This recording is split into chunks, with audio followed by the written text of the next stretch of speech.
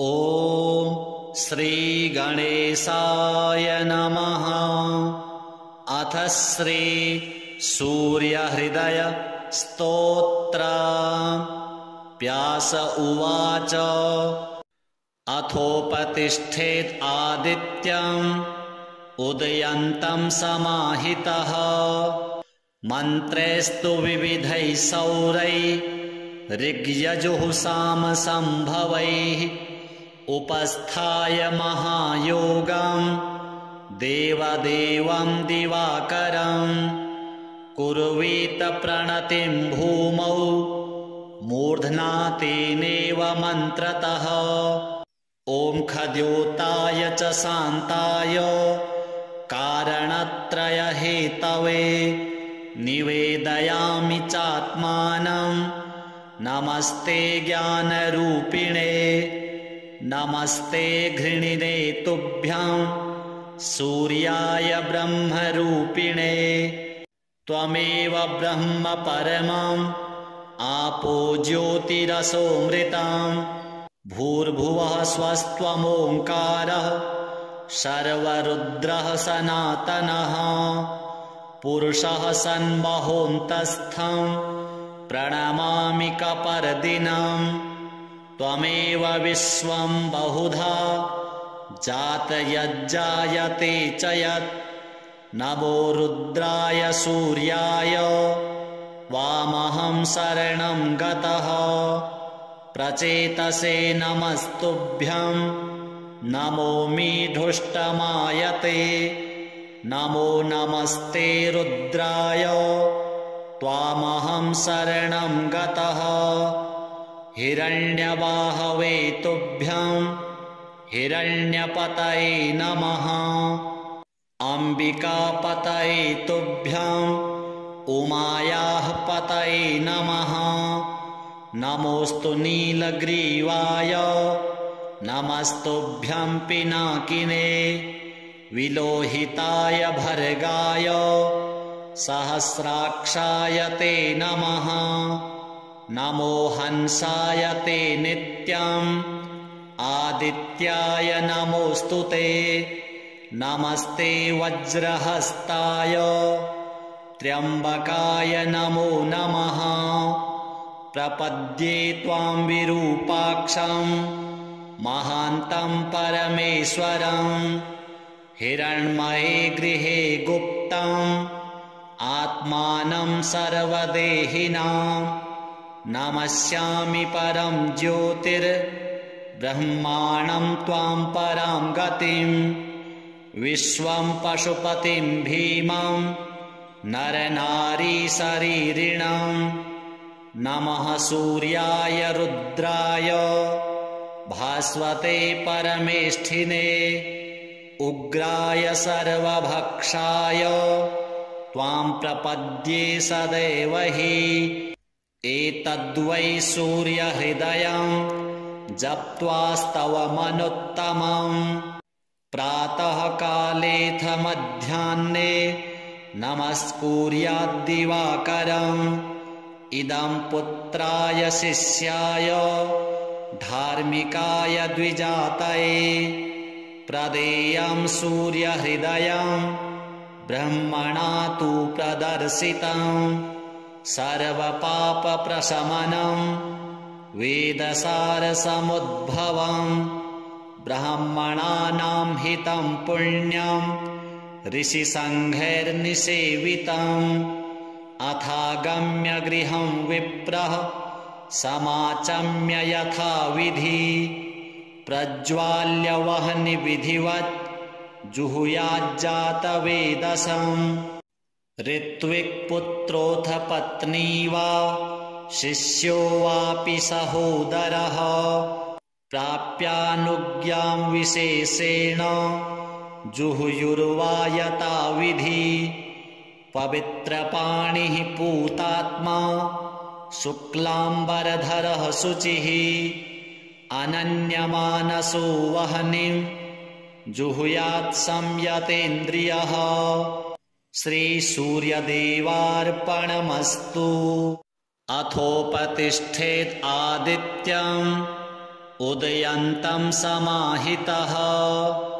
मन्त्रैस्तु विविधैः सौरैः ऋग्यजुः सामसंभवैः उपस्थाय महायोगं देवदेवं दिवाकरं कुर्वीत प्रणतिं भूमौ मूर्ध्ना तेनेव मन्त्रतः ॐ खद्योताय च शान्ताय कारणत्रयहेतवे निवेदयामि चात्मानं नमस्ते ज्ञानरूपिणे नमस्ते घृणिने तुभ्यं सूर्याय ब्रह्मरूपिणे त्वमेव ब्रह्म परमम् आपो ज्योतिरसोऽमृतं भूर्भुवः स्वस्त्वमोङ्कारः सर्वरुद्रः सनातनः पुरुषः सन्महोऽन्तस्थं प्रणमामि कपर्दिनं त्वमेव विश्वं बहुधा जातयज्जायते च यत् नमो रुद्राय सूर्याय वामहं शरणं गतः प्रचेतसे नमस्तुभ्यं नमो मीढुष्टमायते नमो नमस्ते रुद्राय त्वामहं शरणं गतः हिरण्यवाहवे तुभ्यं हिरण्यपतये नमः अम्बिकापतये तुभ्यं उमायाः पतये नमः नमोऽस्तु नीलग्रीवाय नमस्तुभ्यं पिनाकिने विलोहिताय भर्गाय सहस्राक्षाय ते नमः नमो हंसाय ते नित्यम् आदित्याय नमोऽस्तु ते नमस्ते वज्रहस्ताय त्र्यम्बकाय नमो नमः प्रपद्ये त्वां विरूपाक्षं महान्तं परमेश्वरं हिरण्मये गृहे गुप्तम् आत्मानं सर्वदेहिनां नमस्यामि परं ज्योतिर्ब्रह्माणं त्वां परां गतिं विश्वं पशुपतिं भीमं नरनारीशरीरिणं नमः सूर्याय रुद्राय भास्वते परमेष्ठिने उग्राय सर्वभक्षाय त्वां प्रपद्ये सदैव हि एतद्वै सूर्यहृदयं जप्त्वास्तवमनुत्तमम् प्रातःकालेऽथ मध्याह्ने नमस्कुर्याद्दिवाकरम् इदं पुत्राय शिष्याय धार्मिकाय द्विजातये प्रदेयं सूर्यहृदयं ब्रह्मणा तु प्रदर्शितं सर्वपापप्रशमनं वेदसारसमुद्भवं ब्राह्मणानां हितं पुण्यं ऋषिसङ्घैर्निसेवितम् अथागम्य गृहं विप्रः समाचम्य यथाविधि प्रज्वाल्य वह्नि विधिवत् जुहुयाज्जातवेदसम् ऋत्विक्पुत्रोऽथ पत्नी वा शिष्यो वापि सहोदरः प्राप्यानुज्ञां विशेषेण जुहुयुर्वा यथाविधि पवित्रपाणिः पूतात्मा शुक्लाम्बरधरः शुचिः अनन्यमानसो वह्निं जुहुयात् संयतेन्द्रियः श्रीसूर्यदेवार्पणमस्तु अथोपतिष्ठेत् आदित्यम् उदयन्तं समाहितः मन्त्रैस्तु विविधैः सौरैः ऋग्यजुः सामसंभवैः उपस्थाय महायोगं देवदेवं दिवाकरं कुर्वीत प्रणतिं भूमौ मूर्ध्ना तेनेव मन्त्रतः। ॐ खद्योताय च शान्ताय कारणत्रयहेतवे निवेदयामि चात्मानं नमस्ते ज्ञानरूपिणे नमस्ते घृणिने तुभ्यं सूर्याय ब्रह्मरूपिणे त्वमेव ब्रह्म परमम् आपो ज्योतिरसोऽमृतम् भूर्भुवः स्वस्त्वमोङ्कारः सर्वरुद्रः सनातनः पुरुषः सन्महोऽन्तस्थं प्रणमामि कपर्दिनं त्वमेव विश्वं बहुधा जातयज्जायते च यत् नमो रुद्राय सूर्याय त्वामहं शरणं गतः प्रचेतसे नमस्तुभ्यं नमो मीढुष्टमायते नमो नमस्ते रुद्राय त्वामहं शरणं गतः हिरण्यबाहवे तुभ्यं हिरण्यपतये नमः अम्बिकापतये तुभ्यं उमायाः पतये नमः नमोऽस्तु नीलग्रीवाय नमस्तुभ्यं पिनाकिने विलोहिताय भर्गाय सहस्राक्षाय ते नमः नमो हंसाय ते नित्यम् आदित्याय नमोऽस्तु ते नमस्ते वज्रहस्ताय त्र्यम्बकाय नमो नमः प्रपद्ये त्वां विरूपाक्षं महान्तं परमेश्वरम् हिरण्मये गृहे गुप्तम् आत्मानं सर्वदेहिनां नमस्यामि परं ज्योतिर्ब्रह्माणं त्वां परां गतिं विश्वं पशुपतिं भीमं नरनारीशरीरिणं नमः सूर्याय रुद्राय भास्वते परमेष्ठिने उग्राय सर्वभक्षाय त्वां प्रपद्ये सदैव हि एतद्वै सूर्यहृदयं जप्त्वास्तवमनुत्तमम् प्रातःकालेऽथ मध्याह्ने नमस्कुर्याद्दिवाकरम् इदं पुत्राय शिष्याय धार्मिकाय द्विजातये प्रदेयं सूर्यहृदयं ब्रह्मणा तु प्रदर्शितं सर्वपापप्रशमनं वेदसारसमुद्भवं ब्राह्मणानां हितं पुण्यं ऋषिसङ्घैर्निसेवितम् अथागम्य गृहं विप्रः समाचम्य यथाविधि प्रज्वाल्य वह्नि विधिवत् जुहुयाज्जातवेदसम् ऋत्विक्पुत्रोऽथ पत्नी वा शिष्यो वापि सहोदरः प्राप्यानुज्ञां विशेषेण जुहुयुर्वा यथाविधि पवित्रपाणिः पूतात्मा शुक्लाम्बरधरः शुचिः अनन्यमानसो वह्निं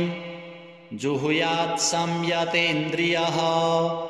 श्रीसूर्यदेवार्पणमस्तु।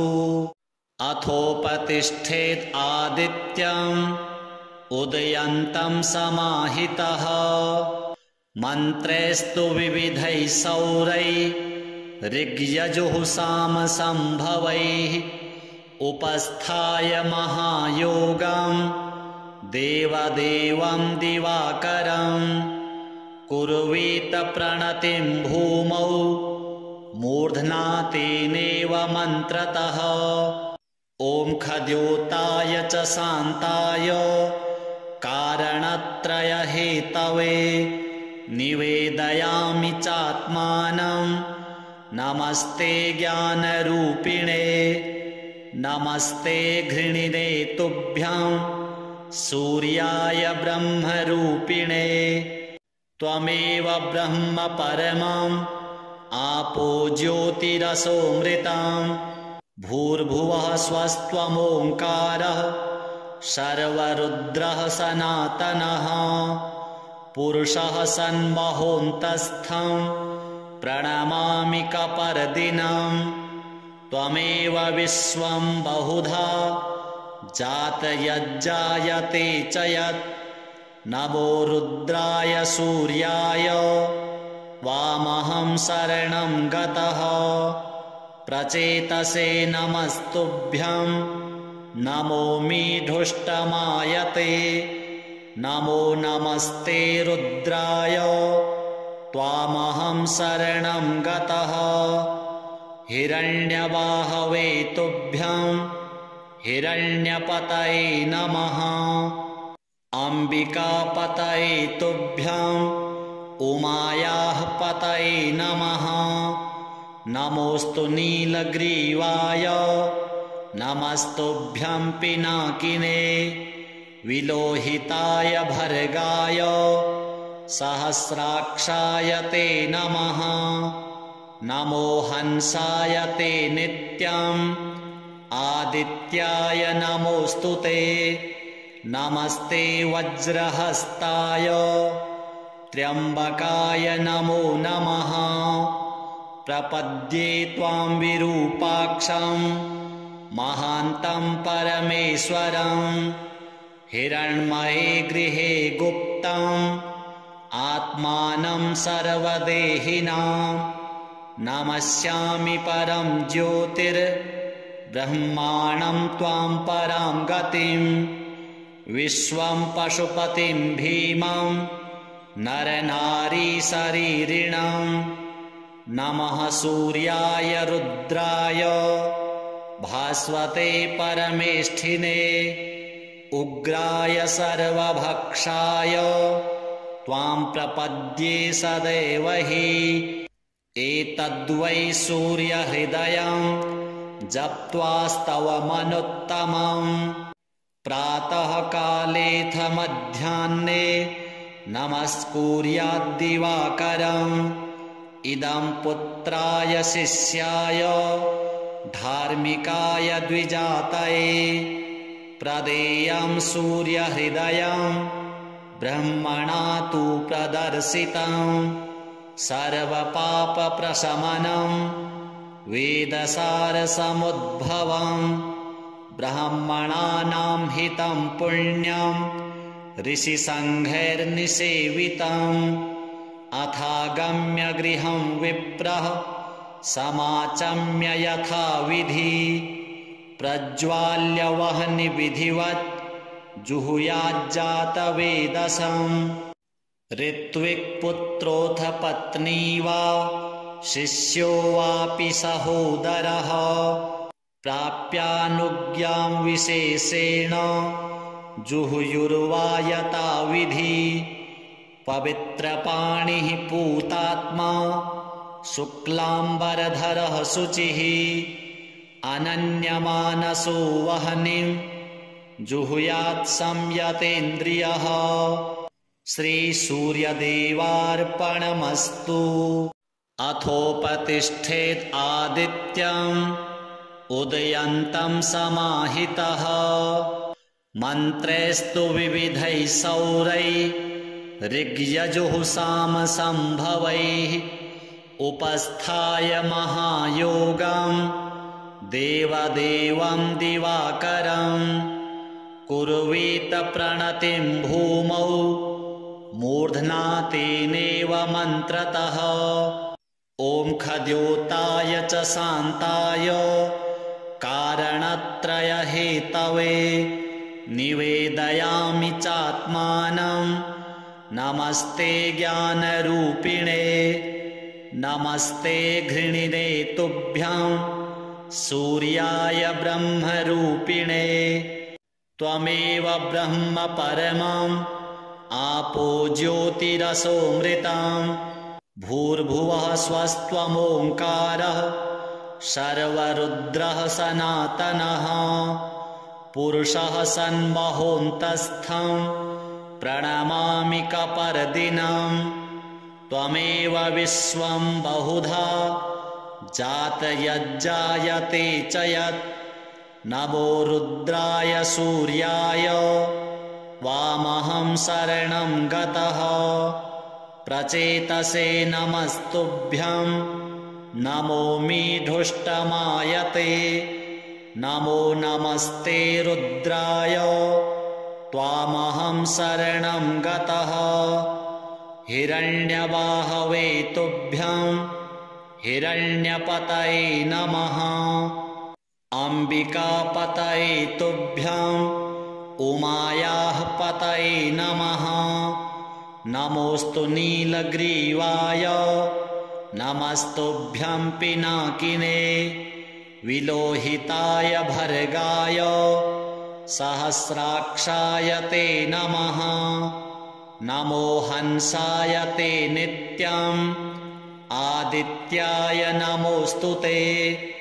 नमस्ते वज्रहस्ताय त्र्यम्बकाय नमो नमः प्रपद्ये त्वां विरूपाक्षं महान्तं परमेश्वरं हिरण्मये गृहे गुप्तम् आत्मानं सर्वदेहिनां नमस्यामि परं ज्योतिर्ब्रह्माणं त्वां परां गतिं विश्वं पशुपतिं भीमं नरनारीशरीरिणं नमः सूर्याय रुद्राय भास्वते परमेष्ठिने उग्राय सर्वभक्षाय त्वां प्रपद्ये सदैव हि एतद्वै सूर्यहृदयं जप्त्वास्तवमनुत्तमं प्रातःकालेऽथ मध्याह्ने नमस्कुर्याद्दिवाकरम् इदं पुत्राय शिष्याय धार्मिकाय द्विजातये प्रदेयं सूर्यहृदयं ब्रह्मणा तु प्रदर्शितं सर्वपापप्रशमनं वेदसारसमुद्भवं ब्राह्मणानां हितं पुण्यं ऋषिसङ्घैर्निसेवितम् अथागम्य गृहं विप्रः समाचम्य यथाविधि प्रज्वाल्य वह्नि विधिवत् जुहुयाज्जातवेदसम् ऋत्विक्पुत्रोऽथ पत्नी वा शिष्यो वापि सहोदरः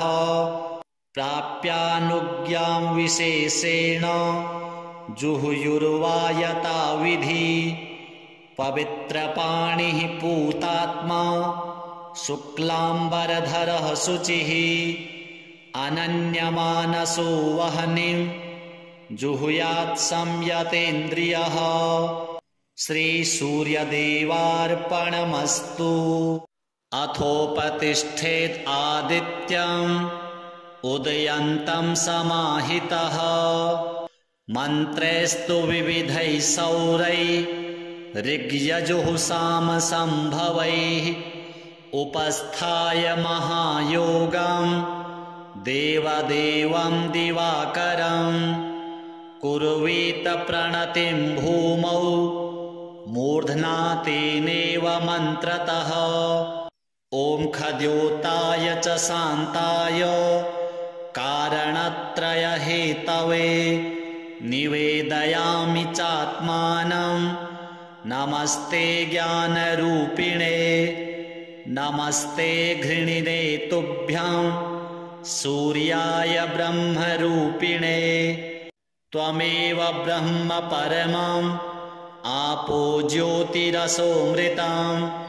भूर्भुवः स्वस्त्वमोङ्कारः सर्वरुद्रः सनातनः पुरुषः सन्महोऽन्तस्थं प्रणमामि कपर्दिनं त्वमेव विश्वं बहुधा जातयज्जायते च यत् नमो रुद्राय सूर्याय त्वामहं शरणं गतः प्रचेतसे नमस्तुभ्यं नमो मीढुष्टमायते नमो नमस्ते रुद्राय त्वामहं शरणं गतः हिरण्यवाहवे तुभ्यं हिरण्यपतये नमः अम्बिकापतये तुभ्यं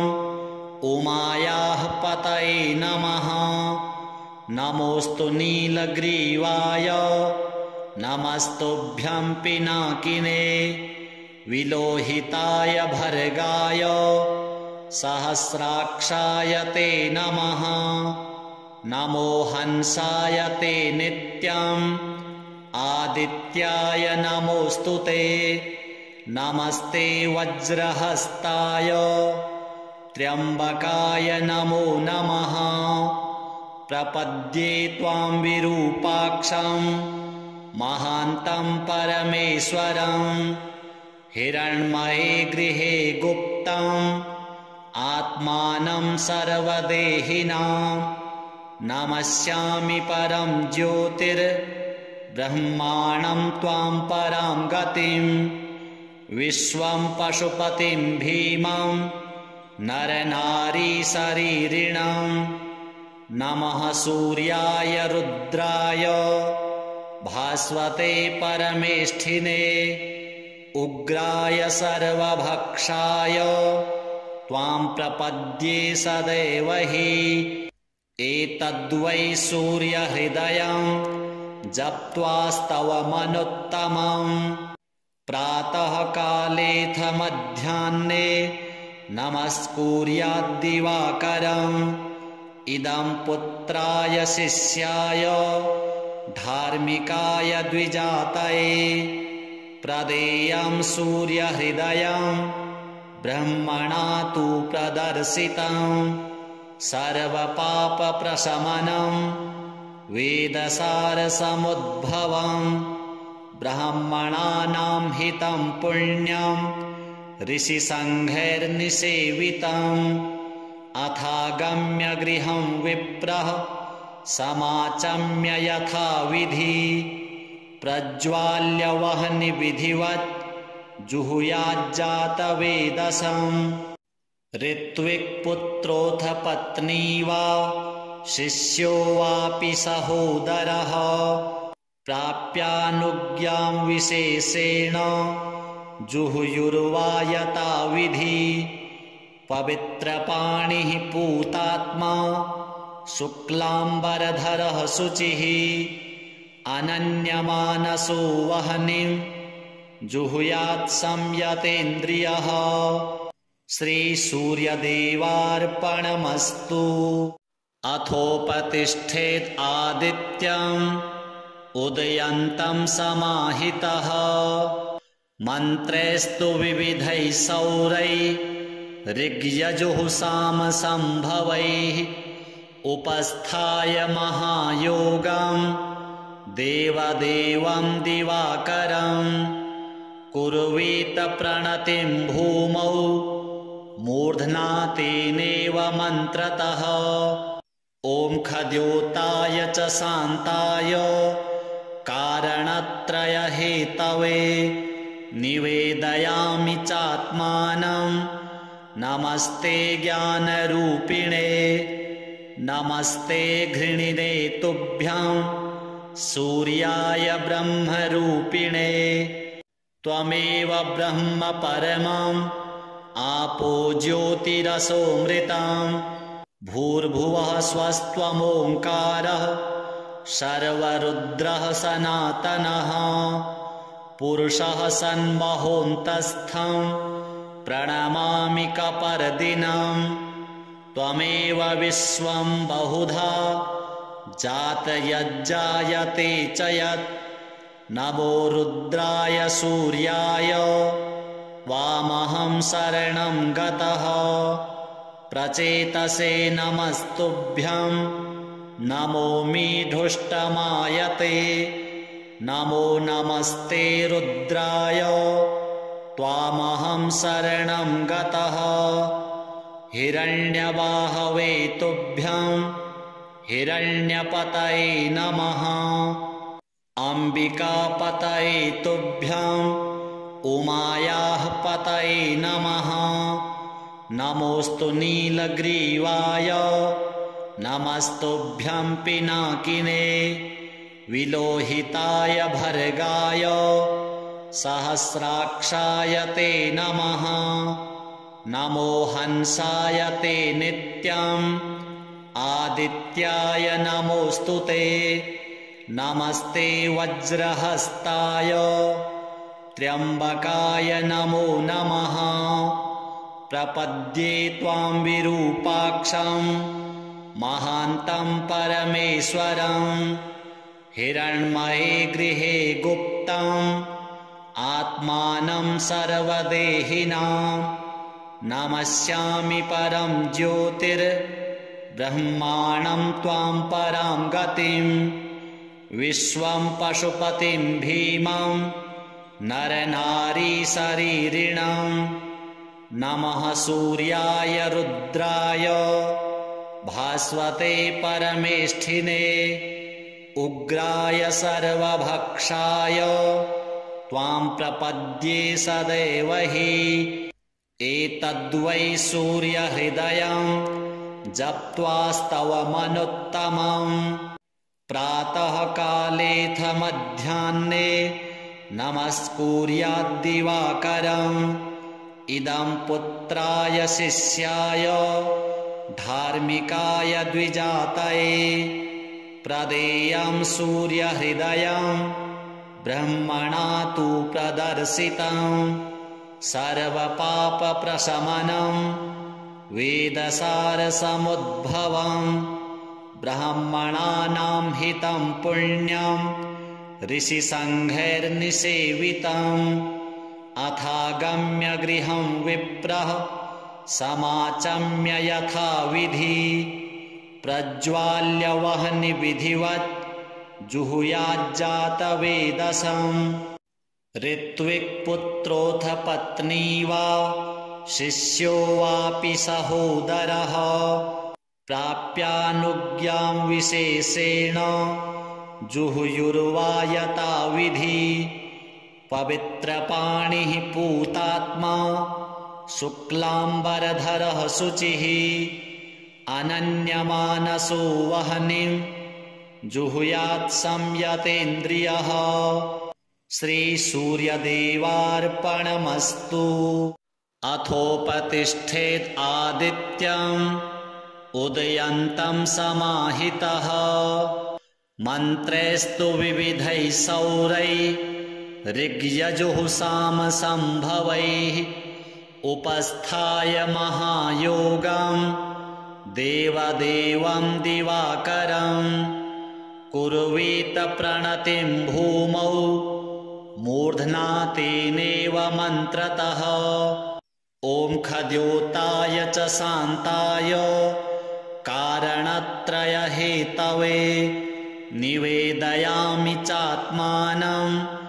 नमस्ते ज्ञानरूपिणे नमस्ते घृणिने तुभ्यं सूर्याय ब्रह्मरूपिणे त्वमेव ब्रह्म परमम्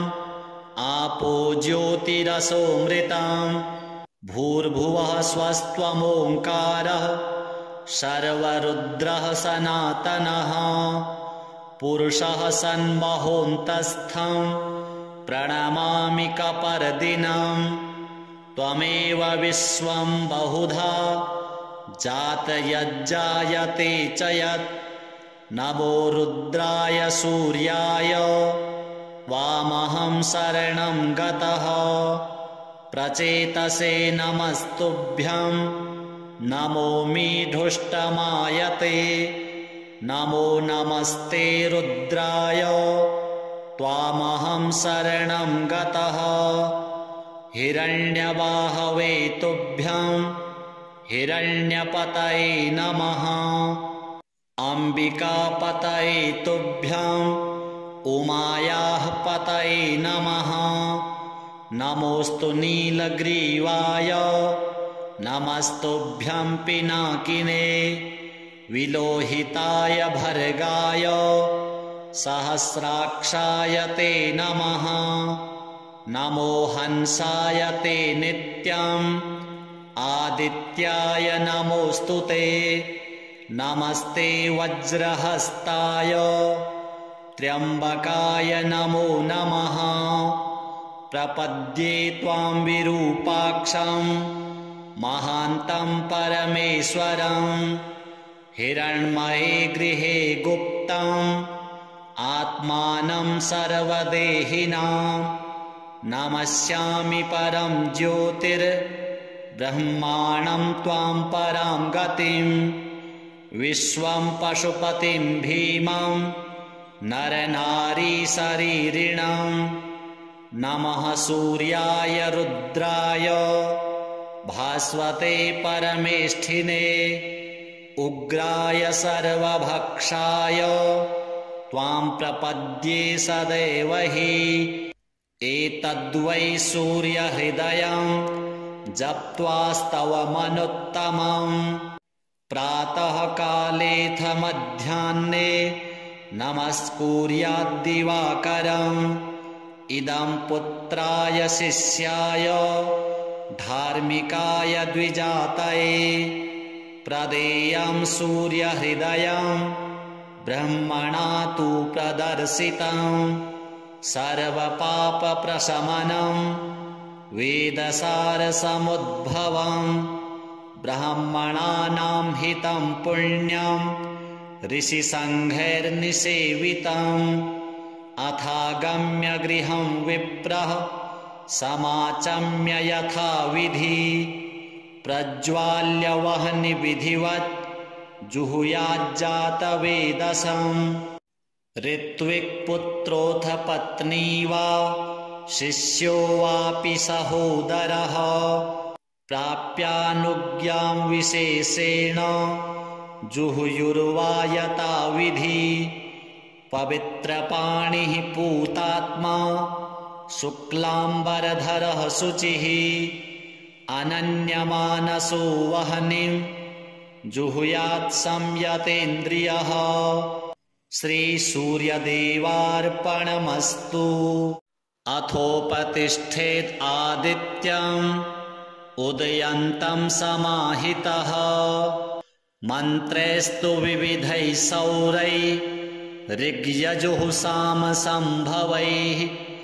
उपस्थाय महायोगं देवदेवं दिवाकरं कुर्वीत प्रणतिं भूमौ मूर्ध्ना तेनेव मन्त्रतः। ॐ खद्योताय च शान्ताय कारणत्रयहेतवे निवेदयामि चात्मानं। नमस्ते ज्ञानरूपिणे नमस्ते घृणिने तुभ्यं सूर्याय ब्रह्मरूपिणे। त्वमेव ब्रह्म परमम् आपो ज्योतिरसोऽमृतं भूर्भुवः स्वस्त्वमोङ्कारः सर्वरुद्रः सनातनः पुरुषः सन्महोऽन्तस्थं प्रणमामि कपर्दिनं। त्वमेव विश्वं बहुधा जातयज्जायते च यत् नमो रुद्राय सूर्याय त्वामहं शरणं गतः। प्रचेतसे नमस्तुभ्यं नमो मीढुष्टमायते नमो नमस्ते रुद्राय त्वामहं शरणं गतः। हिरण्यबाहवे तुभ्यं हिरण्यपतये नमः। अम्बिकापतये तुभ्यं उमायाः पतये नमः। नमोऽस्तु नीलग्रीवाय नमस्तुभ्यं पिनाकिने विलोहिताय भर्गाय सहस्राक्षाय ते नमः। नमो हंसाय ते नित्यम् आदित्याय नमोऽस्तु ते नमस्ते वज्रहस्ताय त्र्यम्बकाय नमो नमः प्रपद्ये त्वां विरूपाक्षं महान्तं परमेश्वरं हिरण्मये गृहे गुप्तम् आत्मानं सर्वदेहिनां नमस्यामि परं ज्योतिर्ब्रह्माणं त्वां परां गतिं विश्वं पशुपतिं भीमं नरनारीशरीरिणं नमः सूर्याय रुद्राय भास्वते परमेष्ठिने उग्राय सर्वभक्षाय त्वां प्रपद्ये सदैव हि एतद्वै सूर्यहृदयं जप्त्वास्तवमनुत्तमम् प्रातःकालेऽथ मध्याह्ने नमस्कुर्याद्दिवाकरम् इदं पुत्राय शिष्याय धार्मिकाय द्विजातये प्रदेयं सूर्यहृदयं ब्रह्मणा तु प्रदर्शितं सर्वपापप्रशमनं वेदसारसमुद्भवं ब्राह्मणानां हितं पुण्यं ऋषिसङ्घैर्निसेवितम् अथागम्य गृहं विप्रः समाचम्य यथाविधि प्रज्वाल्य वह्निविधिवत् जुहुयाज्जातवेदसम् ऋत्विक्पुत्रोऽथ पत्नी वा शिष्यो वापि सहोदरः प्राप्यानुज्ञां विशेषेण जुहुयुर्वा यथाविधि पवित्रपाणिः पूतात्मा शुक्लाम्बरधरः शुचिः अनन्यमानसो वह्निं जुहुयात् संयतेन्द्रियः श्रीसूर्यदेवार्पणमस्तु। अथोपतिष्ठेत् आदित्यम् उदयन्तं समाहितः मन्त्रैस्तु विविधैः सौरैः ऋग्यजुः सामसम्भवैः उपस्थाय महायोगं देवदेवं दिवाकरं कुर्वीत प्रणतिं भूमौ मूर्ध्ना तेनेव मन्त्रतः ॐ खद्योताय च शान्ताय कारणत्रयहेतवे निवेदयामि चात्मानं नमस्ते ज्ञानरूपिणे नमस्ते घृणिने तुभ्यं सूर्याय ब्रह्मरूपिणे त्वमेव ब्रह्म परमम् आपो ज्योतिरसोऽमृतं भूर्भुवः स्वस्त्वमोङ्कारः सर्वरुद्रः सनातनः पुरुषः सन्महोऽन्तस्थं प्रणमामि कपर्दिनं त्वमेव विश्वं बहुधा जातयज्जायते च यत् नमो रुद्राय सूर्याय त्वामहं शरणं गतः प्रचेतसे नमस्तुभ्यं नमोऽमि धुष्टमायते नमो नमस्ते रुद्राय त्वामहं शरणं गतः हिरण्यबाहवे तुभ्यं हिरण्यपतये नमः अम्बिकापतये तुभ्यं उमायाः पतये नमः नमोऽस्तु नीलग्रीवाय नमस्तुभ्यं पिनाकिने विलोहिताय भर्गाय सहस्राक्षाय ते नमः नमो हंसाय ते नित्यम् आदित्याय नमोऽस्तु ते नमस्ते वज्रहस्ताय त्र्यम्बकाय नमो नमः प्रपद्ये त्वां विरूपाक्षं महान्तं परमेश्वरं हिरण्मये गृहे गुप्तम् आत्मानं सर्वदेहिनां नमस्यामि परं ज्योतिर्ब्रह्माणं त्वां परां गतिं विश्वं पशुपतिं भीमं नरनारीशरीरिणं नमः सूर्याय रुद्राय भास्वते परमेष्ठिने उग्राय सर्वभक्षाय त्वां प्रपद्ये सदैव हि एतद्वै सूर्यहृदयं जप्त्वास्तवमनुत्तमम् प्रातःकालेऽथ मध्याह्ने नमस्कुर्याद्दिवाकरम् इदं पुत्राय शिष्याय धार्मिकाय द्विजातये प्रदेयं सूर्यहृदयं ब्रह्मणा तु प्रदर्शितं सर्वपापप्रशमनं वेदसारसमुद्भवं ब्राह्मणानां हितं पुण्यं ऋषिसङ्घैर्निसेवितम् अथागम्य गृहं विप्रः समाचम्य यथाविधि प्रज्वाल्य वह्निविधिवत् जुहुयाज्जातवेदसम् ऋत्विक्पुत्रोऽथ पत्नी वा शिष्यो वापि सहोदरः प्राप्यानुज्ञां विशेषेण जुहुयुर्वा यथाविधि पवित्रपाणिः पूतात्मा शुक्लाम्बरधरः शुचिः अनन्यमानसो वह्निं जुहुयात् संयतेन्द्रियः श्रीसूर्यदेवार्पणमस्तु। अथोपतिष्ठेत् आदित्यम् उदयन्तं समाहितः